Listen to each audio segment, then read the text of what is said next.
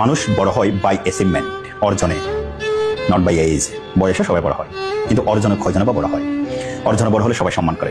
সেই অর্জনে বড় করার জন্য সেই ছোটবেলা থেকে তোমার আম্মু, তোমার আব্বু, তোমার মার হচ্ছে সময় দিছে, কিন্তু তোমার বাবা যেটা সেটা হচ্ছে টাকা। এই টাকা কিভাবে আসছে? বাবার শৌখিনতার মধ্যে কম্প্রোমাইজ করছে। এভাবে করে তোমার পিছনে একটা টাকার ইনভেস্ট, বলবো আমি সরাসরি টাকার ইনভেস্ট হয়েছে। তোমার মা একটা যথেষ্ট সময় ইনভেস্ট করে যাচ্ছে, সেই নার্সারি থেকে ছোটবেলায় স্কুলে নিয়ে গেলে, স্কুল থেকে আনলো, তোমার জন্য রান্না বান্না করলো, মাশাআল্লাহ, সময়ের ইনভেস্ট। এবং বাবা মা দুজনের যৌথভাবে একটা স্বপ্নের ইনভেস্ট আছে তোমাকে নিয়ে। সেই স্বপ্ন কি হতে পারে? তোমার নামের আগে একটা ডাক্তার যুক্ত হবে, কিংবা তোমার নামের একটা ইঞ্জিনিয়ার যুক্ত হবে। সমাজ তোমাকে নিয়ে আলাপ করবে, পজিটিভ আলাপ করবে। তোমার বাবা মা খুব খুশি হবে, এসছে চাহিদা। কারণ বয়সের বাস্তবতায় আজকে যদি তোমার বয়স 16, 17, 18 হয়, তার সাথে তুমি 20 বছর যুক্ত করলে তোমার বয়স 70 হবে, 70 হয়ে যাবে তোমার বাবার বয়স। কারণ তোমার বয়স অলরেডি 50-এর কাছাকাছি, তাই না? বাংলাদেশের হায়াতের আলোচনায় আসলে 50-70 বেশি মানুষ থাকে না, বেশিরভাগ থাকে না। তো তুমি আজ থেকে 20 বছর পর হয়তো তোমার বয়স 30-37, টাকা পয়সা হালকা ইনকাম শুরু করছো, ততদিনে বাবা নাই অথবা মা নাই। সুতরাং বাবা মা তোমাদের ইনকামগুলো হয়তো কে যেতে পারবে না। তাহলে কি দেখে যাবে?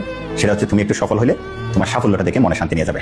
সে বাবার চেহারার দিকে তাকাই হলো, সে মা চেহারার দিকে তাকাই হলো, নিজের ভবিষ্যতের কথা তাকাই হলো, ধৈর্য ধরে পড়ালেখা করতে হবে। এটা যদি মনে রাখবা, সময় গেলে সাধন হয় না। কৌশলগত পরিশ্রম সৌভাগ্যের প্রস্তুতি, এটা আমি বিশ্বাস করি না। সময় বুঝে কৌশলগত পরিশ্রম সৌভাগ্যের প্রস্তুতি, এটা বিশ্বাস করি। যারা আজকে এফআরবি, যারা এসএসসি 26 আছো, আল্লাহ যদি হায়াত দেয়, আগামী বছরের সময় তোমার এই সময় আস্তে আস্তে তোমার মোবাইলে কিন্তু একটা এসএসসি রেজাল্ট ঢুকে গেছে। যদি এফলাসটা মিট যাই, তুমি সুখ অন্ধকার দেখবা, কোথায় আবেদন করবা, কি করবা।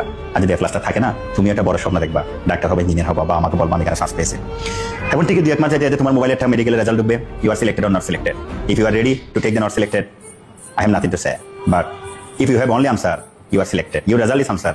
তাহলে আমি বলবো, জীবনে যদি কোনো পরিশ্রম করার নিয়ত থাকে, এই ইন্টারমিডিয়েটের এই সময়টুকু চূড়ান্ত পরিশ্রম করো। যদি বেঁচে থাকো, শাইন করবে ইনশাআল্লাহ। তুমি শাইন করবে না, তোমার বাবার মুখ উজ্জ্বল হবে, তোমার পরবর্তী প্রজন্ম শাইন করবে। আর যদি মারা যায়, মুক্তি আল্লাহ হয়তো নিয়ে যাবে, ঠিক আছে না? যদি বেঁচে থাকে আমরা শাইন করবো ইনশাআল্লাহ।